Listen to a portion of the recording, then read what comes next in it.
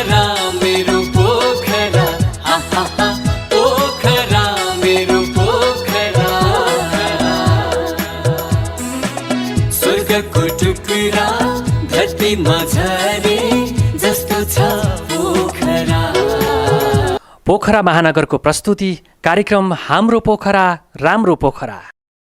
नमस्कार, पोखरा महानगरपालिकाको प्रस्तुति कार्यक्रम हाम्रो पोखरा राम्रो पोखरामा स्वागत छ। दर्शकमित्र, कार्यक्रम हाम्रो पोखरा राम्रो पोखरामा हामीले पोखरा महानगरपालिका महानगर अन्तर्गत भएका सेवा प्रवाहलाई हामी जोड्ने गर्दछौँ। महाशाखा, शाखा, वडा कार्यालय मार्फत के कस्ता सेवा प्रवाहहरू भइरहेका छन् भन्ने विषयमा जानकारी दिने गर्दछौँ। त्यसैगरी हाम्रो पोखरालाई राम्रो बनाउनका लागि के कस्ता क्रियाकलापहरू भइरहेका छन्, पोखरा महानगरपालिकाले निर्माण गर्ने ऐन कानुनहरू के कसरी बनिरहेका छन् र अगाडि बढिरहेका छन् भन्ने सन्दर्भ पनि हामी जानकारी दिने गर्दछौँ। दर्शकबिन, आजको कार्यक्रममा हामीले पोखरा महानगरपालिकाले फिर्के खोला सफाई गर्ने र फिर्के खोलाको मापदण्डलाई कडाइका साथ कार्यान्वयनमा ल्याउने कामको सुरुवात गरेको छ। त्यहाँ मापदण्ड विपरीत बनेका संरचनाहरूलाई भत्काउने क्रम सुरु भएको छ।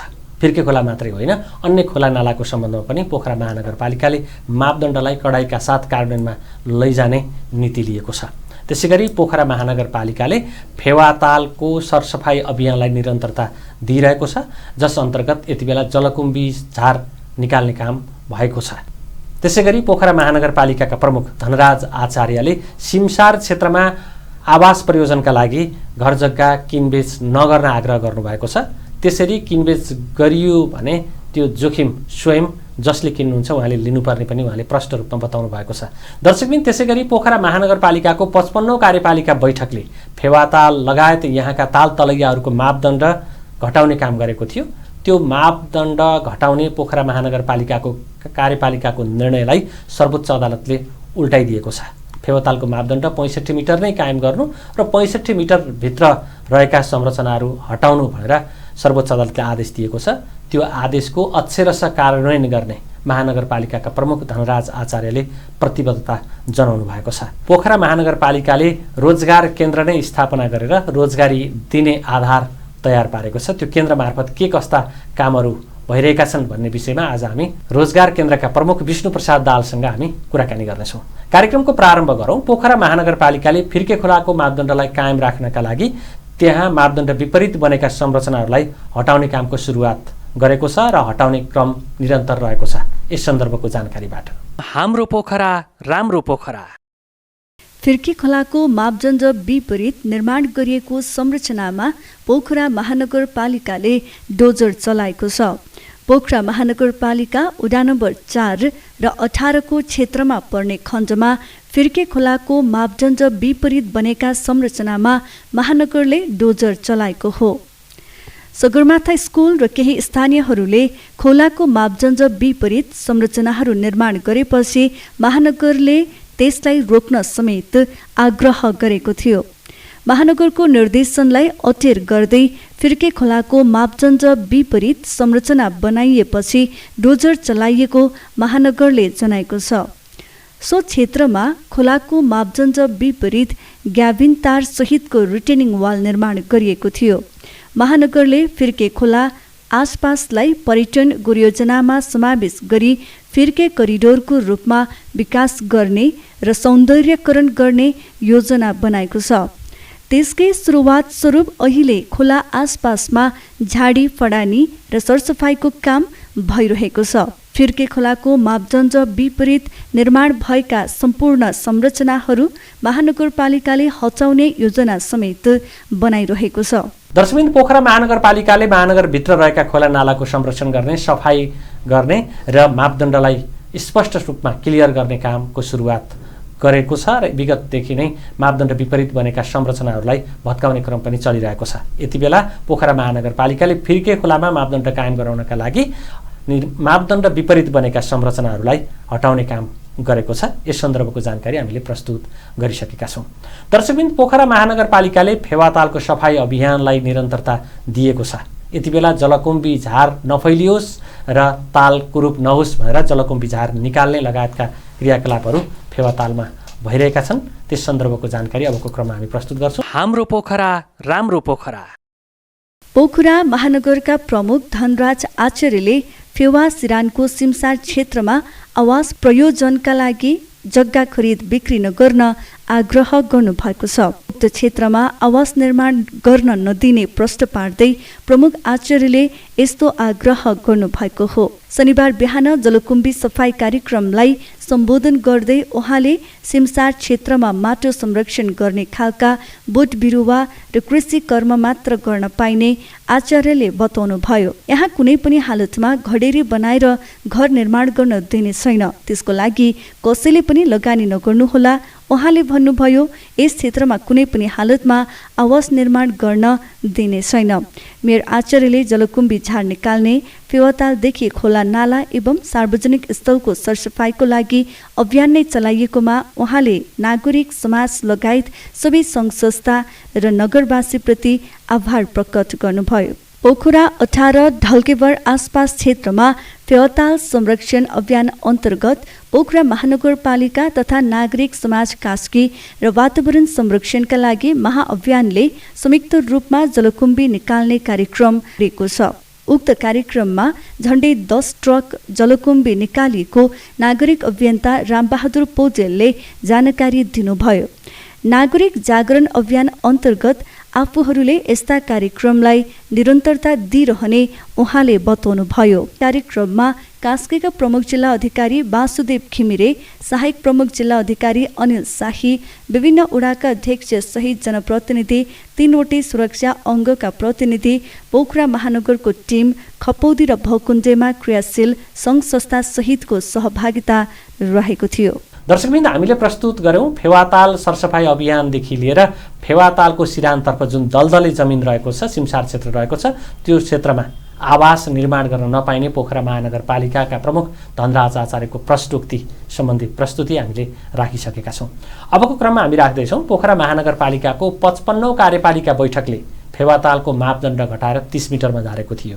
त्यस्तै पोखरा महानगरभित्र रहेका ताल तलैयाहरूको मापदण्ड घटाउने निर्णय गरेको थियो।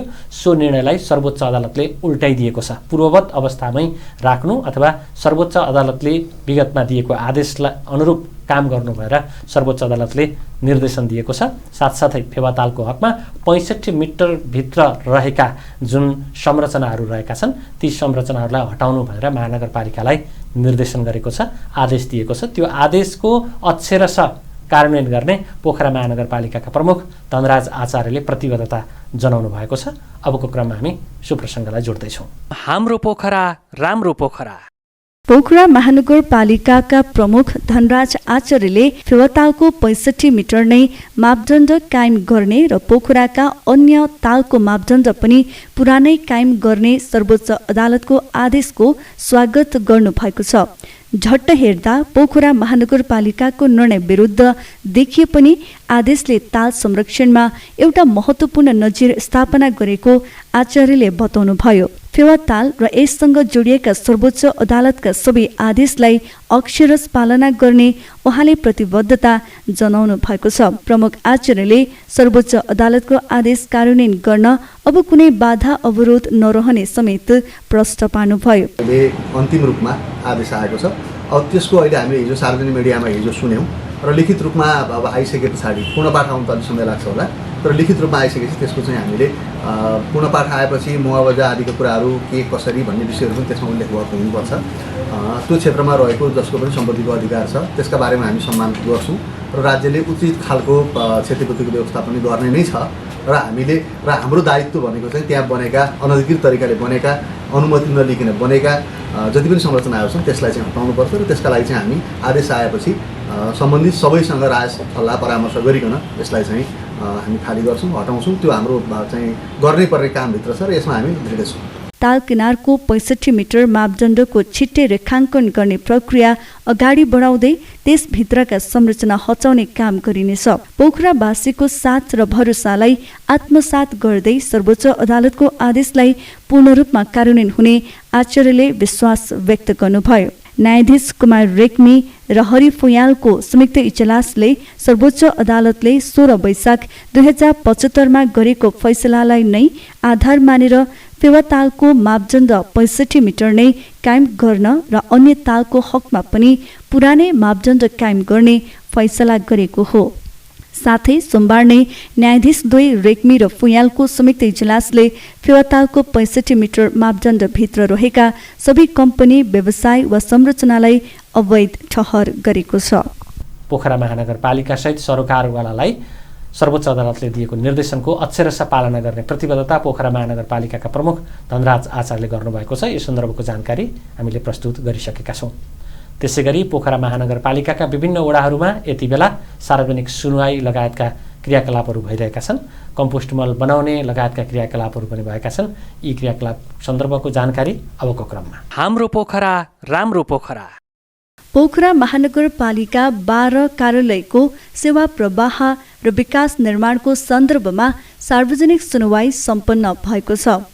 असार 1 गते वडा कार्यालयमा आयोजना गरिएको सुनवाईमा वडावासीले विकास निर्माण र सेवा प्रवाहप्रति सकारात्मक रहेको भनाइ राखे।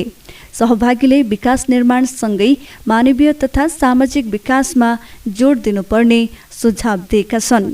सार्वजनिक सुनवाई कार्यक्रममा सेती नहर र सार्वजनिक तथा सरकारी जग्गा संरक्षणबारे वडावासीले आवाज उठाए। कार्यक्रममा अधिकांश सहभागीले सेती नहर, अमरसिंह स्कुलको जग्गा संरक्षण, अनुदानको कार्यक्रम र समान सहभागिताबारे जिज्ञासा राखेका थिए। जवाफदेहीको तर्फबाट जवाफ दिँदै वडाध्यक्ष सन्तोष वास्तुलाले सार्वजनिक जग्गा अतिक्रमण गर्ने मिच्ने अधिकार कसैलाई नभएको बताउनु भएको थियो। नहरमा दुर्गन्ध फैलाउने, फोहोर मैला हाल्नेलाई कारबाहीको दायरामा ल्याउने उहाँको भनाइरहेको थियो।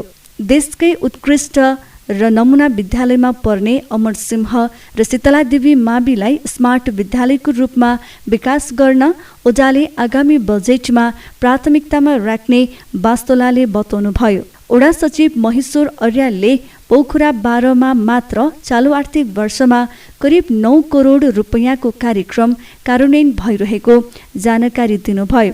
वडा तहबाटै छनौट भएर कार्यान्वयनमा भएको कार्यक्रममा अहिलेसम्म 92% पुँजीगत खर्च गर्न सफल भएको अर्यालले बताउनुभयो। हाम्रो पोखरा राम्रो पोखरा। पोखरा महानगरपालिका वडा नम्बर 1 ले कम्पोस्ट बिन, प्राङ्गारिक मल र ग्रो ब्याग वितरण गरेको छ। गएको शनिबार एक कार्यक्रमको आयोजना गरेर वडा कार्यालयले 112 जनालाई ती सामग्री वितरण गरेको हो। कार्यक्रममा महानगर उपप्रमुख मञ्जुदेवी गुरुङको प्रमुख आतिथ्यता रहेको थियो। कम्पोस्ट बिन वितरणमा बोल्दै गुरुङले फोहोर व्यवस्थापनमा कम्पोस्ट बिनको महत्त्वपूर्ण भूमिका हुने बताउनुभयो। भान्सामा उत्पादन हुने कुहिने फोहोरलाई कम्पोस्ट मल बनाउने र कृषि उत्पादनमा लगाउन सकिने उहाँले बताउनु भएको थियो। र त्यो पछि तपाईँहरूले घर घरमा गएर चाहिँ यो खेती चाहिँ सुरु गर्नुहुनेछ। अघि एकजना साथीले भन्नुभएको थियो जुन सामग्री चाहिँ जुन प्रयोजनको लागि भनेर लिएर गएको छ त्यो प्रयोजनको लागि मात्रै तपाईँहरूले पक्कै पनि प्रयोग गर्नुहुनेछ हैन। र यो कृषि कौशी खेती विशेष गरेर कौशी खेती गर्नको लागि तपाईँहरू यहाँ अहिले तालिम लिनुहुन्छ। राम्रोसँग बुझेर तपाईँहरूले कसरी गर्ने भन्ने विषयमा तपाईँहरूले राम्रोसँग लिनुहुनेछ र मल उत्पादन गर्नुहुनेछ। यो कौशी खेती र करेसाबारी व्यवस्थापन गर्न सक्यो भनेदेखि धेरै फाइदाहरू छन्। जस्तै पहिलो कुरो महानगरपालिकाको लागि पहिलो कुरो भनेको यसले वातावरण सम्बन्धी पनि हैन, स्वच्छ वातावरणको विषयदेखि लिएर फोहोर व्यवस्थापनको चाहिँ राम्रो पक्ष रहेको छ। घरमा तरकारी उत्पादन भएपछि गुणस्तरीय र आर्थिक हिसाबले पनि फलदायी हुने गुरुङको भनाइ थियो। कार्यक्रममा कौशी खेती, करेसाबारी व्यवस्थापन सम्बन्धी तालिम पनि दिएको थियो। मनोहर कडरियाले कौशी खेती र करेसाबारी व्यवस्थापन बारे प्रशिक्षण दिनुभएको थियो।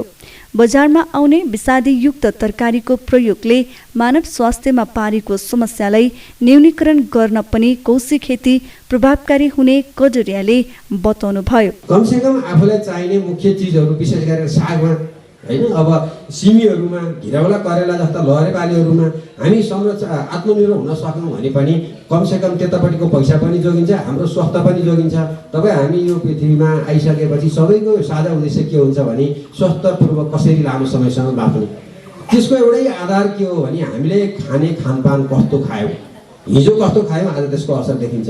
हामीले जीवनमा के खाइरहेको छौँ त्यसैको असर पछिल्लो समयमा हामीले भोग्ने हो। त्यो हिसाबले आज मिठो चाप्लो प्याकेजिङ गरेको खानेकुरा मगाएर जिउराको लागि हामीले खाइरहेछौँ, तर हाम्रो स्वास्थ्यको लागि खाएको छैनौँ। आज कोदो उपचित भएको छ, कागुलो उपचित भएका छन्, यी चिजहरूमा भ्याल्यु सिस्नो उपचित भएको छ।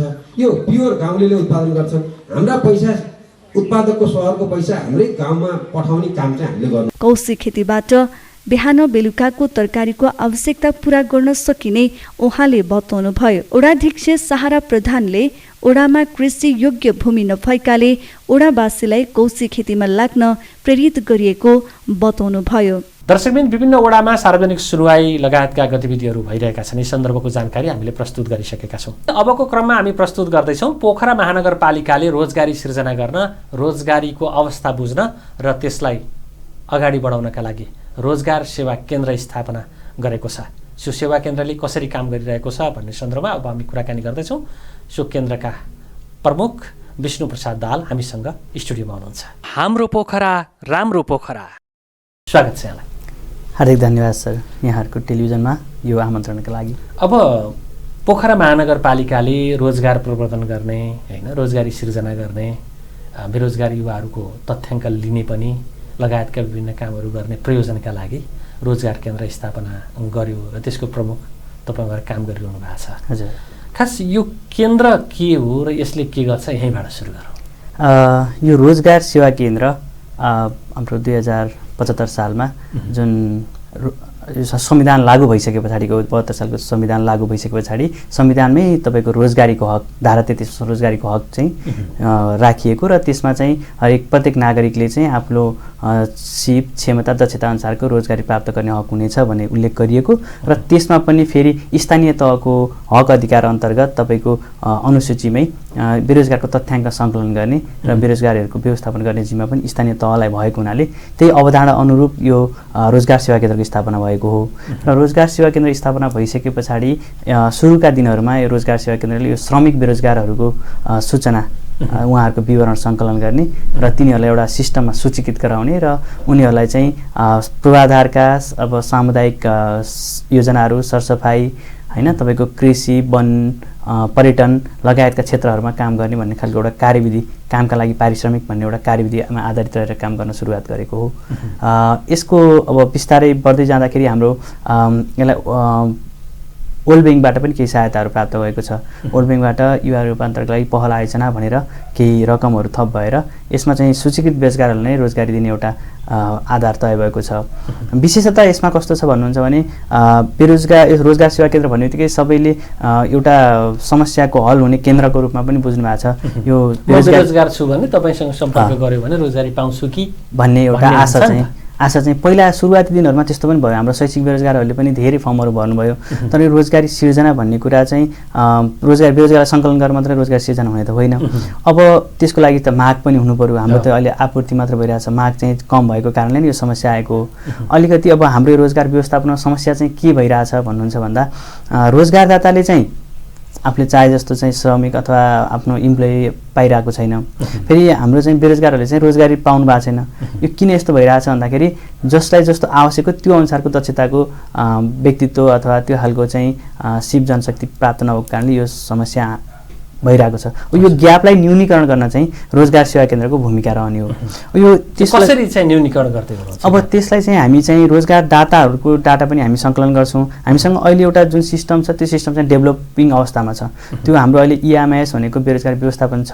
यसलाई नेमिस भनेर तपाईँको सङ्घीय सरकारबाट नै यसलाई डेभलप गरेर तपाईँको जसरी हाम्रो यो रोजगार.com, यो हाम्रो मेरोजब.com यिनीहरू छन् नि, त्यसरी नै यो सरकारी पोर्टलबाट नै एउटा कुनै सूचीकृत व्यक्तिले चाहिँ आफू सूचीकृत हुने अथवा आफ्नो श्रमको आधारमा आफ्नो सिपको योग्यताको चाहिँ त्यहाँ प्रविष्टि गर्ने लगायतका चाहिँ त्यस्तै गरी फेरि रोजगारदाताले आफूलाई कुन आवश्यक छ, आफ्नो टोटल जनशक्ति कति हो, कति पद पूर्ति भएको छ, कति बाँकी छ, कसरी चाहिँ कुन पद चाहिँ उसले चाहिँ विज्ञापन गर्दैछ, ती कुराहरू चाहिँ त्यसमा प्रविष्टि गरेर दुईटैले गरे पछाडि चाहिँ त्यहाँ चाहिँ दुईटैको मिलन बिन्दुको रोजगारदाताले पनि मेरो लागि यस्तो जनशक्ति चाहिन्छ भनेर दिने हैन। हजुर हजुर जसले रोजगार पाउनु भएको छैन उहाँहरूले पनि मेरो स्किल यो छ, म यो काम गर्न सक्छु भनेर गर्नुहुने भयो। अब यसमा चाहिँ अलिकति अहिले कति छ त्यस्तो गर्नेहरूको सङ्ख्या हामीसँग? अहिले हामीसँग 2079-80 मा चाहिँ सूचीकृत बेरोजगार सङ्ख्या 692 जना थियो। त्यो सबै वडाको हामी 692 जनाले हामी कुनै रोजगारीमा छैनौँ भनेर हामीलाई रोजगारीको व्यवस्था गरिदिनुस् भनेर उहाँहरू सूचीकृत हुन आउनुभयो। यो सूचीकृत हुने प्रक्रिया फेरि अलिकति अप्ठ्यारो छ। हामी जुनसुकै बेला हामी सूचीकृत गर्न सक्ने अहिले हाम्रो प्रावधान त्यो छैन। हाम्रो कार्यविधिले चाहिँ किनकि अलिकति सशर्तको बजेट पनि चलाउनु पर्ने हुनाले हामी सङ्घीय नियमअनुसार नै चल्नुपर्ने हुन्छ केही कुराहरू चाहिँ। त्यसमा चाहिँ तपाईँको फागुन मसान्तमा हामी बेरोजगारी दर्ताको लागि निवेदन आह्वान गर्छौँ, वडाहरूमा निवेदन सङ्कलन गर्छौँ। त्यहाँबाट प्रमाणित भएर आइसके पछाडि हामी चैत महिनामा चाहिँ त्यो सिस्टममा त्यो प्रविष्टि गर्छौँ र चैतमा प्रविष्टि भइसकेका ती बेरोजगारहरूले चाहिँ अर्को आर्थिक वर्ष तपाईँको साउनदेखि मात्रै चाहिँ रोजगारीमा खटिन पाउनुहुन्छ। भनेको फागुनमा उहाँहरूले इन्ट्री गर्नुहुन्छ, आफू बेरोजगार जानकारी गराउनुहुन्छ हैन। अनि चैतमा साउनपछि बल्ल उहाँ चाहिँ त्यो रोजगारीमा जान पाउनुहुन्छ। अहिले हाम्रो 692 जनामा सूचीकृत श्रमिक बेरोजगारहरू 140 जना चाहिँ हाम्रो विभिन्न 9वटा वडामा खटिरहनु भएको छ। हाम्रो 9वटा वडामा किन छ भन्दाखेरि सबै वडाबाट सूचीकृत बेरोजगारहरू आउनु भएको छैन। त्यो भएर जहाँ सूचीकृत हुन्छ त्यहाँ मात्रै हाम्रो बजेटको पनि त्यही अनुसार विनियोजन गरेका छौँ। र ती 9वटा वडाहरूमा चाहिँ तपाईँको यही सामुदायिक कति ठाउँमा वडा नम्बर 13मा चाहिँ तपाईँको कमल पोखरी यो सरसफाइ एकदम राम्रो अभियान भएको छ। 21मा सिँढी बाटो निर्माण भएको छ। 25मा सिँढी बाटोहरू अहिले सरसफाइ र झारफाल्ने मात्रै भनिएका यो आलोचनाहरूको बिचमा पोखरा महानगर सहरी क्षेत्रमा पनि केही अलि राम्रो कामहरू देख्न सकिन्छ भनेर यो वर्ष चाहिँ हामीले थप काम गरिरहेछौँ। यो किन पनि सफल भएको छ भन्दाखेरि जुन सशर्तबाट माथि आउने बजेट चाहिँ तपाईँको ज्याला मात्रै भुक्तानी गर्न पाउने थियो, हाम्रो महानगरपालिकाले चाहिँ यसमा स्थानीय बजेट पनि राखेर अलिकति औजारहरू खरिद गर्न मिल्ने र निर्माण सामग्री खरिद गर्न मिल्ने खालको थोरै बजेटहरू विनियोजन गरेको भएर थप बजेट विनियोजन गरेको भएर मात्रै यो सम्भव भयो। किनकि साझेदारीमा गर्न सकियो। हामीले चाहिँ विशेषतः त तपाईँको यो हाम्रो यो भ्याली जुन भनिन्छ नि हाम्रो साबिक पुरानो पोखरा उपमहानगरपालिका भन्दा पनि पछि थपिएका ग्रामीण वडाहरूमा चाहिँ बढी प्रभावकारी देखिन्छ कार्यक्रम। किन भन्दाखेरि यो अलिकति गरिब र अलि न्यून आय भएका व्यक्तिहरूलाई लक्षित कार्यक्रम पनि हो। यसमा चाहिँ तपाईँको ज्याला पनि हाम्रो जिल्ला दर रेटभन्दा कम छ, जम्मा 577मा काम गराउनु पर्ने हो। तर कार्यविधिमा चाहिँ हाम्रो जिल्ला दर रेटको 80% दिन पाइने भनेको हुनाले अहिले हाम्रो जिल्ला दर रेट 790 छ। त्यसको 80% 632 रुपियाँमा काम गराइरहेछौँ। तर काम गर्नुपर्ने त्यही 790 बराबरकै काम गर्नु पर्यो होइन। त्यस्तो प्रावधान भएको हुनाले अलिकति ग्रामीण एरियामा जो चाहिँ कुनै पनि रोजगारीको जस्तो म रोजगार गर्न चाहन्छु त अब ठेकदारले अथवा अरू कुनै रोजगारदाताले पनि पत्याउँदैन, सिप पनि कम छ, त्यस्ता व्यक्तिहरूलाई भएको हुनाले अलिकति देखिने काम गर्न नसकिएको अवस्था हो। तर तिनीहरूलाई चाहिँ अब त्यही काम गराउँदै सिप पनि सिकाउँदै जस्तो अहिले चाहिँ हामी बढी कस्तो भइरहेछ भन्दाखेरि तपाईँको 21, 18, 24मा चाहिँ बढी कार्यक्रम प्रभावकारी छ। त्यस्तै 14मा बढी प्रभावकारी छ। जुन त्यो नाला तपाईँको नाला हुन्छ हाम्रो बाटोको नालाहरूमा चाहिँ त्यहाँ आएर तपाईँको बर्खामा पुरै आएर माटो ढुङ्गाले पुरिएको हुन्छ। त्यसलाई हाम्रो फाल्ने छुट्टै संयन्त्र छैन होइन। त्यसलाई कुनै छुट्टै संयन्त्र छैन। सङ्घीय सरकारले बाटो बनाउँदा त्यसको चाहिँ कुनै त्यसलाई पछि मर्मसमारको कुनै प्रावधान छैन। त्यस्तो ठाउँमा तपाईँको जुन हाम्रो बर्खाभन्दा अगाडि नै हाम्रा त्यो जुन सूचीकृत बेरोजगार श्रमिकहरूले गएर त्यो फालिदिनुहुन्छ। त्यो हटाइदिएपछि के भन्दा बाटोको आयु पनि बढ्यो होइन। त्यो काम पनि अलिकति त्यो तपाईँको इस्टिमेट मूल्याङ्कनमा पनि त्यो काम देखिने भयो। त्यही भएर पहिलाका ती झारफाल्ने सरसफाइ काम भन्दा यो काम चाहिँ अलिक बढो प्रभावकारी भएको छ। हामीले थप राम्रो काम चाहिँ अहिले के भइरहेको छ मेरो पक्षबाट हेर्दाखेरि भन्दा हामीले यो फिर्के खोला सरसफाइ अभियानमा पनि हामीले सूचीकृत र अस्वीकृत दुइटै बेरोजगारहरूलाई चाहिँ हामीले त्यहाँ खटायौँ होइन। हामीले लगभग 662 दिन बराबर भनेको लगभग हाम्रो 84 जना श्रमिकहरूले 15 दिनसम्म काम गरेर त्यति चाहिँ सरसफाइ गर्नुभएको छ। अहिले तपाईँको जलकुम्भी हटाउनेमा पनि हाम्रा श्रमिकहरू चाहिँ वडा नम्बर 18 देखि होइन 6 का श्रमिकहरू लाग्नु भएको छ। त्यसमा 18 र 6 ले पनि साझेदारी गर्नुभएको छ यो फेवाताल सरसफाइमा वडाबाट पनि। अनि महानगरबाट पनि यसमा चाहिँ साझेदारी भएको छ भने यो रोजगार कार्यक्रमबाट जुन रोजगार सेवा केन्द्रका सूचीकृत श्रमिक बेरोजगारहरू पनि लगभग 10 जना चाहिँ त्यहाँ काम गरिरहनु भएको छ। यसरी चाहिँ जुन हाम्रो पोखराको आवश्यकता छ, पोखरामा जुन सम्पूर्ण भनौँ न जुन अन्य व्यक्ति अथवा ठेक्काबाट गर्नभन्दा ती श्रमिक बेरोजगारहरूलाई लगाएर काम गर्न सकिने, उनीहरूले रोजगारी पनि पाउने र एउटा थप चाहिँ महानगरका ती जुन यो सरसफाइका अभियान जुन यो पर्यटकीय हिसाबले चाहिँ नराम्रो देखिए कुरूप भएका ठाउँहरूमा चाहिँ अलिकति सफासुग्घर बनाउने काममा पनि एकदमै अहिले हाम्रो श्रमिक बेरोजगारहरू लागिरहनु भएको छ।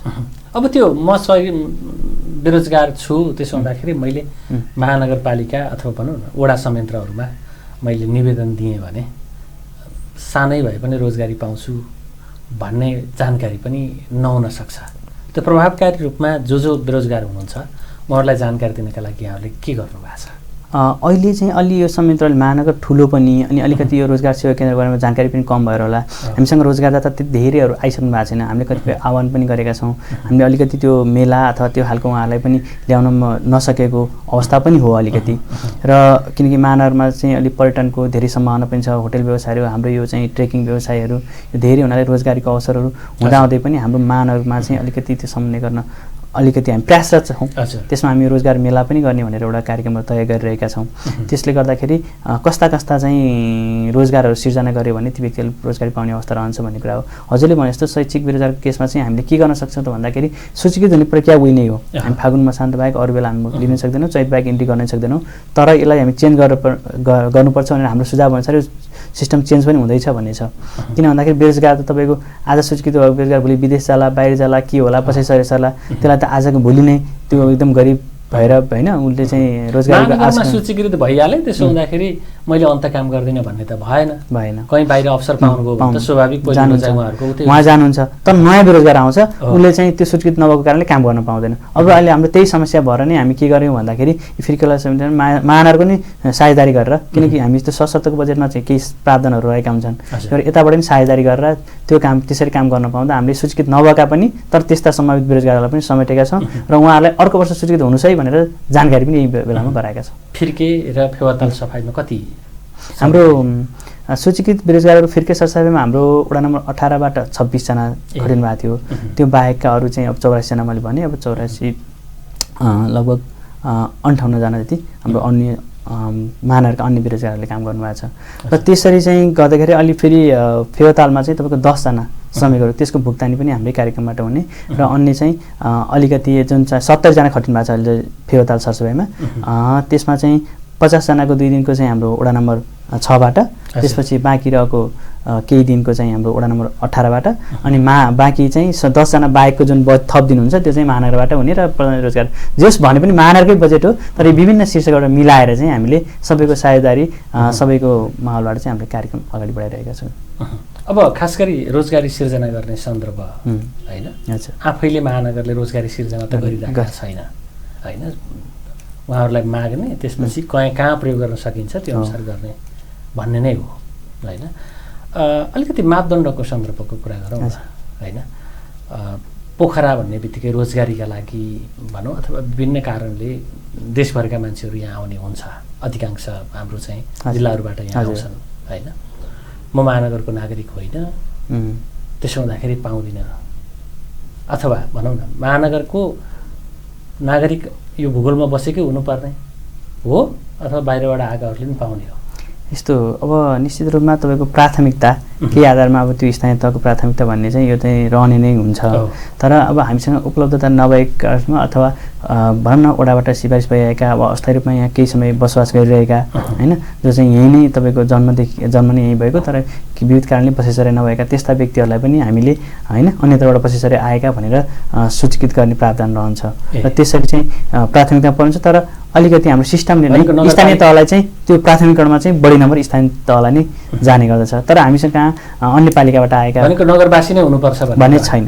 हाम्रा नगरवासी भनौँ न पोखरा महानगरपालिकामा बस्नुभएका हाम्रा दर्शकहरू उहाँहरूलाई रोजगार केन्द्रको प्रमुखको हिसाबले भन्ने कुरा के छ?